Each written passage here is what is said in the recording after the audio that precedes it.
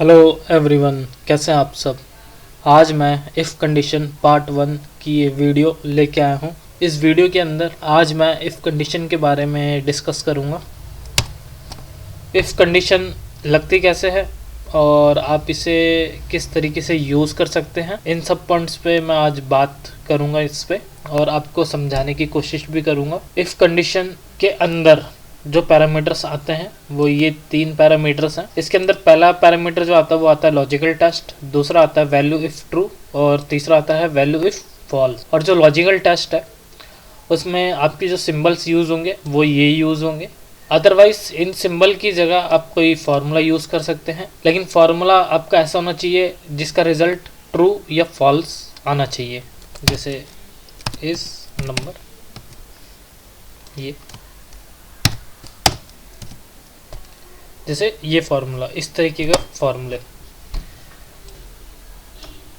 और logical test के अंदर जब आप ये सिंबल्स यूज़ करेंगे तो इसमें भी आपका रिज़ल्ट ट्रू और फॉल्स ही निकल के आएगा।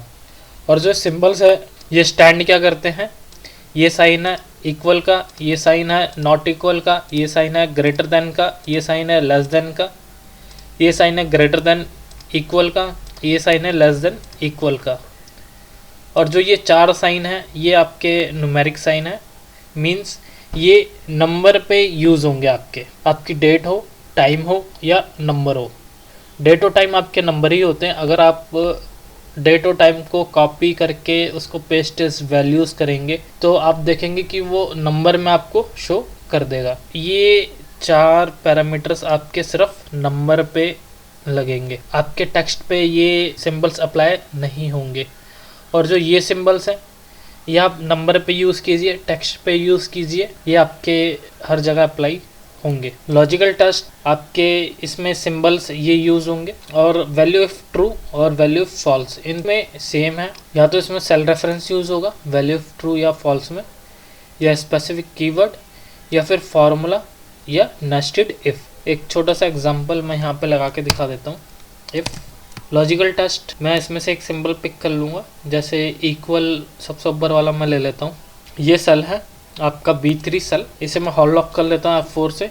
इसको मैं इक्वल का साइन लगाऊंगा इसमें, ये सिंबल इक्वल। आपको ये सिंबल ऐसे यूज़ करने पड़ेंगे, इसमें इक्वल का साइन लगाऊंगा और इसमें मैं 1 प्रेस करूँगा ऐसे, कोमा। अगर ये वाला सेल इक्वल है 1 के तो मुझे जो वैल्यू दिखाए वो यहाँ पे 1 दिखाए। अदरवाइज अगर वैल्यू फॉल्स हुई, ये इक्वल नहीं हुआ 1 के, यहाँ 1 की जगह कोई और वैल्यू हुई, तो ये मुझे 0 दिखा दे। Control enter. सो मैंने यहाँ पे एक छोटी सी कंडीशन लगा दी है। अगर वैल्यू ट्रू है तो ये 1 दिखाएगा, अगर ये वैल्यू फॉल्स है तो ये 0 दिखाएगा। अब ये 1 दिखा रहा है तो इट मीन्स ये ट्रू है, B3 इक्वल है 1 के।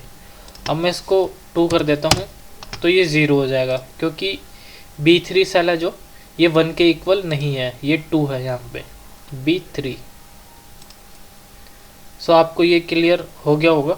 यहाँ पे मैंने अभी ये स्पेसिफिक कीवर्ड दिया है। स्पेसिफिक कीवर्ड जैसा आप इफ़ कंडीशन में यहाँ मैनुअल लिखते हैं, जैसे ये, या फिर जैसा आपने ये दिया हुआ है।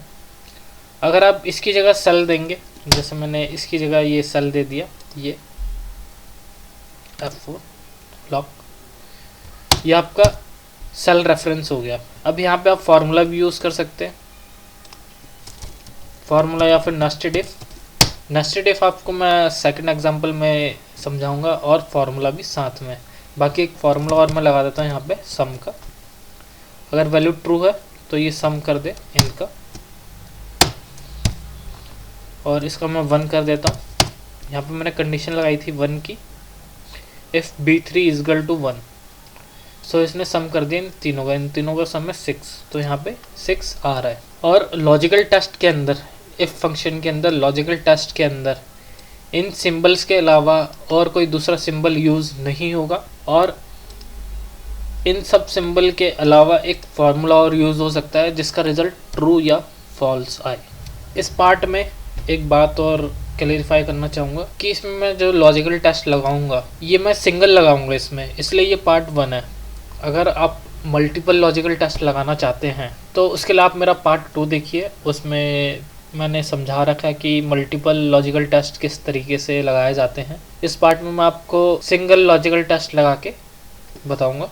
जैसे यहाँ पे B3 = 1, ये सिंगल लॉजिकल टेस्ट है।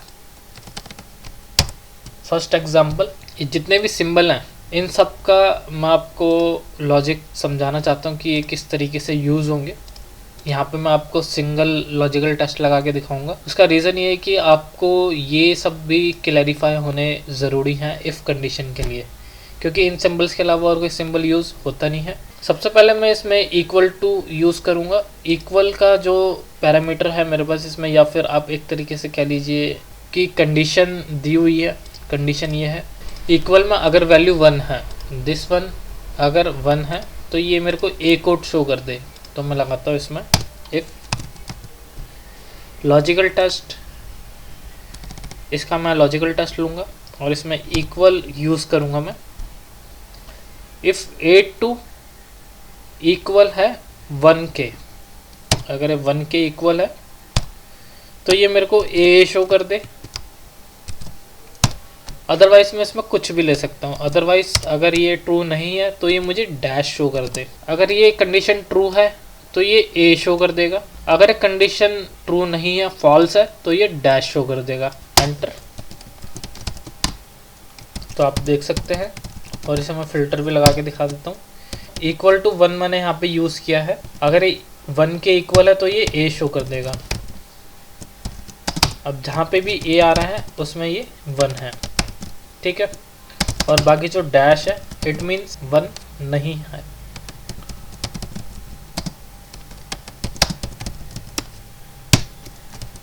सो इफ कंडीशन में एक बात का और ध्यान रखें कि मान लीजिए यहाँ पे मैंने ए डाला हुआ है। अब मैं यहाँ ए की जगह अगर कोई नंबर दे देता हूँ, ऐसे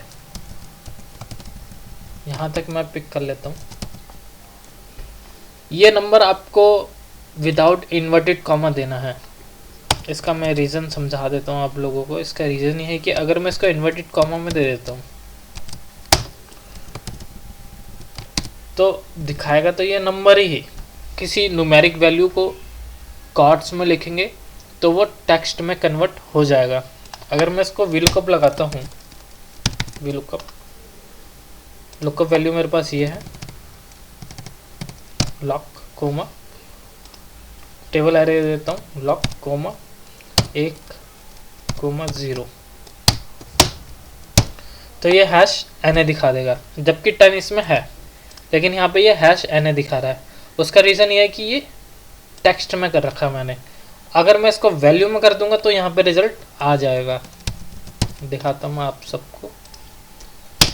इसमें से मैं ये इन्वर्टेड कॉमा हटा देता हूँ, इसको मैं Ctrl+D करता हूँ, तो आप देख सकते हैं यहाँ पे रिज़ल्ट आ चुका है।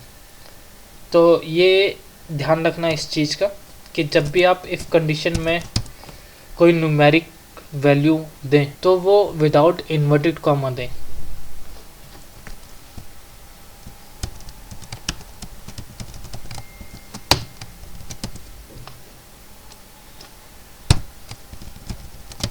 अब आता हूँ नॉट इक्वल पे। पहले मैंने इक्वल का दिखाया आपको। इफ़ लॉजिकल टेस्ट इसका करूँगा मैं, इसमें मैं नॉट इक्वल का साइन लगाऊंगा 2 के बराबर कोमा। अगर नॉट इक्वल है इसके 2 के तो ये मुझे बी कोड शो कर दे अगर ट्रू है तो, अदरवाइज ये डैश शो कर दे अगर ट्रू नहीं है तो। ये 4 है, ये 2 के बराबर नहीं है तो यहाँ पे बी आ गया। अब ये 2 है, ये 2 के बराबर है तो यहाँ पे डैश आ गया। ये 2 के बराबर नहीं है तो बी आ गया। तो ऐसे ये नीचे तक चल रहा है। सो मे बी नॉट इक्वल का भी आप लोगों को समझ आ गया होगा। ये सिंगल लॉजिकल टेस्ट इसलिए मैं लगा के दिखा रहा हूँ ताकि आपको ये जो सिंबल्स हैं ये आपको क्लियर हो जाएं, क्योंकि इन्हीं का ही मेन रोल होता है लॉजिकल टेस्ट के अंदर। बाकी के आगे वैल्यू इफ़ ट्रू और वैल्यू इफ़ फॉल्स, उसमें फिर आपको हेल्प मिलेगी इसके बाद। अब ये है ग्रेटर देन और greater than equal to. Greater than ये होता है कि जैसे किसी ने बोला कि मुझे वैल्यू चाहिए greater than 10। So greater than 10 की जो वैल्यू होगी वो 10 से ऊपर ऊपर होगी, जैसे 11, 12, 13, 14, 15। और अगर किसी ने बोला कि मुझे ग्रेटर देन इक्वल टू 10 चाहिए, सो इसमें इक्वल टू भी साथ में है। जो वैल्यू होगी मेरे पास वो 10, 11, 12, 13, 14 ऐसे करके होगी। इसमें 10 लग के साथ में आएगा क्योंकि इसमें इक्वल भी है, और इसमें 10 नहीं लगेगा क्योंकि ग्रेटर देन है सिर्फ। इसका मैं इफ़ कंडीशन यूज़ करता हूँ, लॉजिकल टेस्ट इससे लूँगा मैं, और इसमें सिंबल ये यूज़ करूँगा ग्रेटर देन 2। अगर ग्रेटर देन 2 है तो मुझे ये शो कर दे, अदरवाइज ये डैश शो कर दे।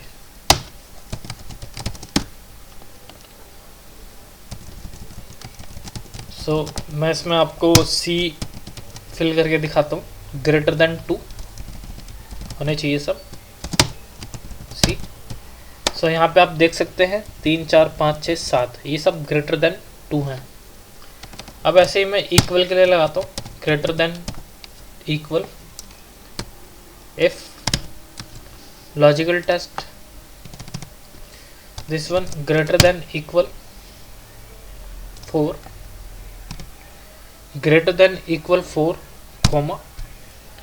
अगर ये ट्रू है तो ये मुझे ई शो करे, अदरवाइज ये मेरे को डैश शो कर दे।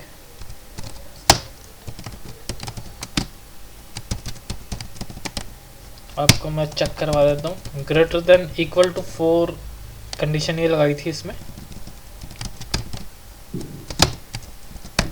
सो आप देख सकते हैं 4, 5, 6, 7, 8 इसने 4 के साथ लिया है ग्रेटर देन इक्वल टू में, और ग्रेटर देन इक्वल टू में यहाँ पे 4 था, 4 और ई कोड दिखाना था, ई कोड यहाँ पे आ रहा है, और ग्रेटर देन इक्वल टू में इसने 4 भी साथ में लिया है।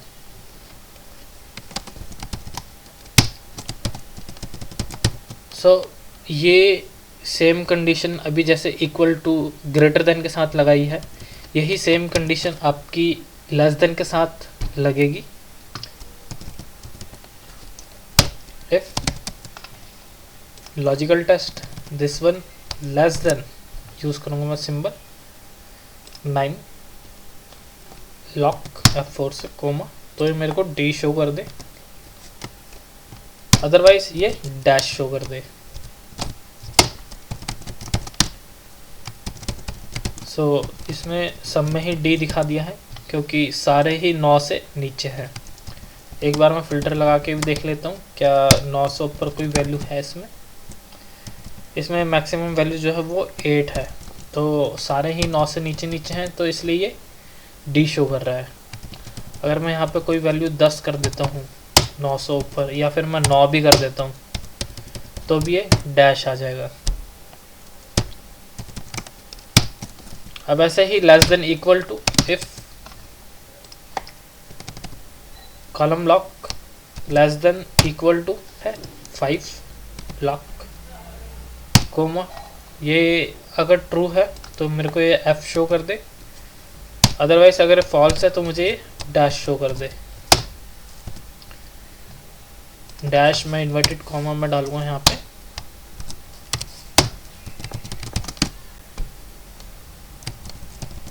सो मैं चेक करवा देता हूँ एक बार इसे भी। लेस देन इक्वल टू 5, 5 या 5 से नीचे। आप देख सकते हैं 5 या 5 से नीचे, 5, 4, 3, 1, 0। सो आपको ये जो सिंबल्स है इनकी कंडीशंस पता लगी होंगी आपको, ये किस तरीके से यूज़ होते हैं और किस तरीके से वर्क करते हैं। ये जो सिंबल्स हैं ये आपको इफ़ कंडीशन में लगाने को मिलेंगे, और मे भी हो सकता है ये सिंबल्स आपके और फार्मूलास में भी यूज़ हों, लेकिन डिपेंड करता है कि कहाँ पे आप इनका यूज़ कर सकते हो, किन किन फार्मूलास में। अब जैसे इफ़ कंडीशन में तो ये आप सारे के सारे सिंबल्स यूज़ कर सकते हो। सेकंड एग्जांपल, इस सेकंड एग्जांपल के अंदर मैं आपको सबसे पहले नेस्टेड इफ़ बताऊंगा सिंगल लॉजिकल टेस्ट के साथ, फिर फार्मूला। सबसे पहले मैं नेस्टेड इफ़ की मैं कंडीशन यहाँ पे लिख देता हूँ कि अगर जो ये नंबर है ये ग्रेटर देन 60 हो, ग्रेटर देन 60 हो नंबर 1, और ये इन दोनों का सम कर दे।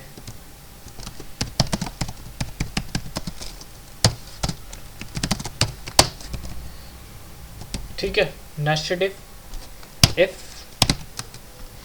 ये नंबर लॉजिकल टेस्ट, सबसे पहले ये अगर ग्रेटर देन 60 है कोमा, तो ये क्या करे, इन दोनों का सम कर दे, सम ऐसे। इसमें मैं कॉलम लॉक करूंगा, कोमा लॉजिकल टेस्ट अगर ये ग्रेटर देन 60 है तो ये सम करेगा अगर ट्रू है तो, और अगर फॉल्स है तो ये क्या करे। मैं इसमें इफ कंडीशन लगाता हूँ एक और यहाँ पे करके दिखाता हूँ आपको। इफ ये अगर लेस देन 60 है, इसमें मैं कॉलम लॉक करूँगा, ये अगर लेस देन 60 है तो ये मेरे को लेस देन 60 शो कर दे, अदरवाइज ये मेरे को डैश शो कर दे। या आप डैश की जगह लिख सकते हैं कि ये ग्रेटर देन 60 हो, ब्रैकेट क्लोज, देन एक ब्रैकेट और क्लोज, 63।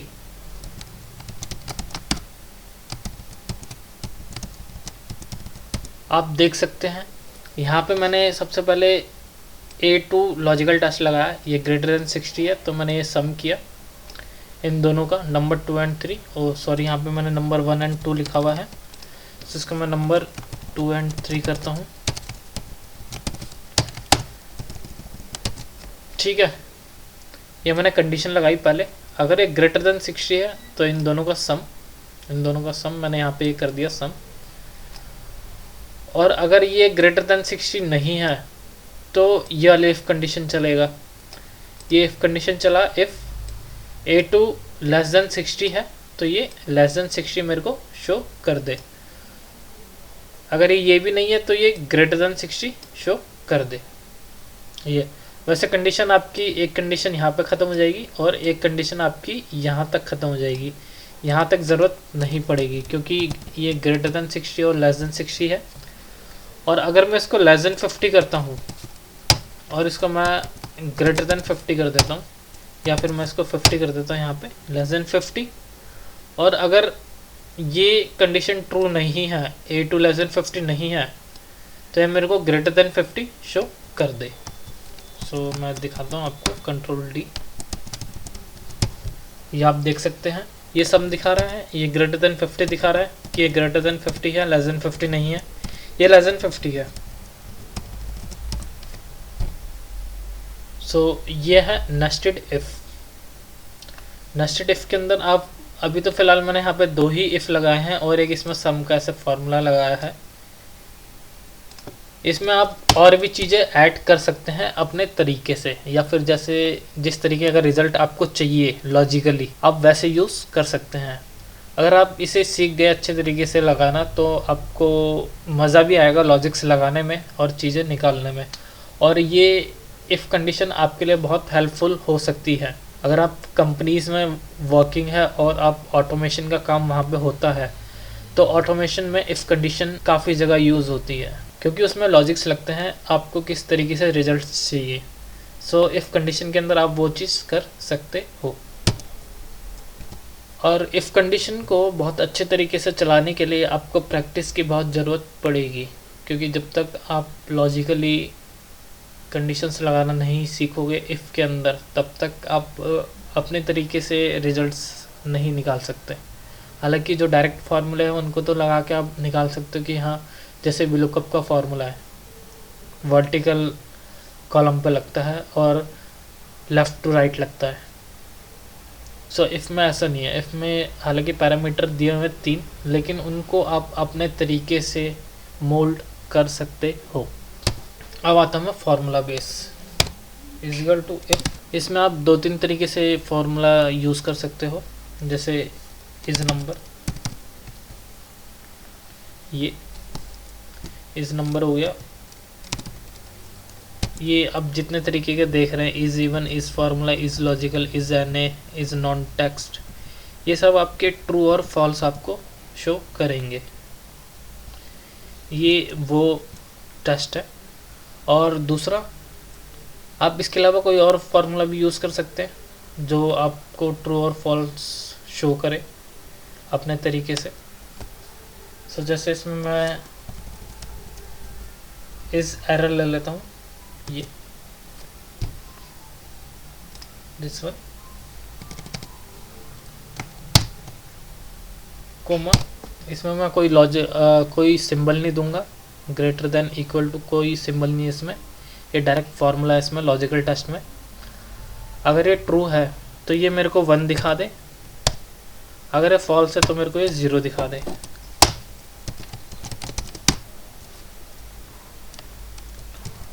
ये सब में 0 है क्योंकि कहीं पे एरर ही नहीं है। अगर मैं इसको यहाँ पे हैश यानी कर देता हूँ, 1 दिखा देगा। और अगर मैं इसको हैश रेफरेंस कर देता हूँ,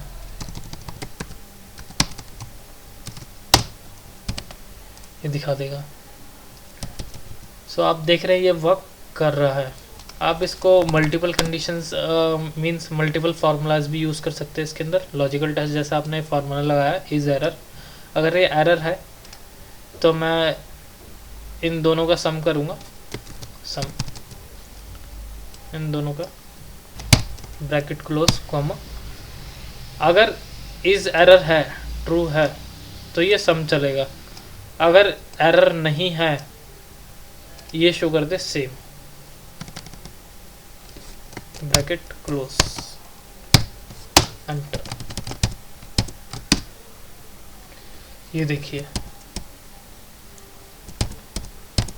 जिसमें एरर होगा वो इन दोनों का सम शो कर देगा। अब जैसे ये एरर है, ये इन दोनों का सम आप देखेंगे यहाँ पे तो 71 आ रहा है। हाँ, ये 71 है। अब जैसे हैश रेफरेंस था, ये 19 और 32 कितने होते हैं? 51। सो यहाँ पे ये 51 शो कर रहा है। अदरवाइज सब में ये यही सेम नंबर ले रहा है, देख सकते हैं आप। सो आशा करता हूँ आपको ये कंडीशन समझ आई होगी, इफ़ कंडीशन काफ़ी हद तक, और आप प्रैक्टिस करें, आपके लॉजिक्स और क्लियर होंगे इफ़ कंडीशन में। एक्सेल के अंदर इफ़ कंडीशन मेन फार्मूला है, इम्पॉर्टेंट एक तरीके से कह सकते हैं, क्योंकि इसे आप अपने तरीके से यूज़ कर सकते हैं मोल्ड करके।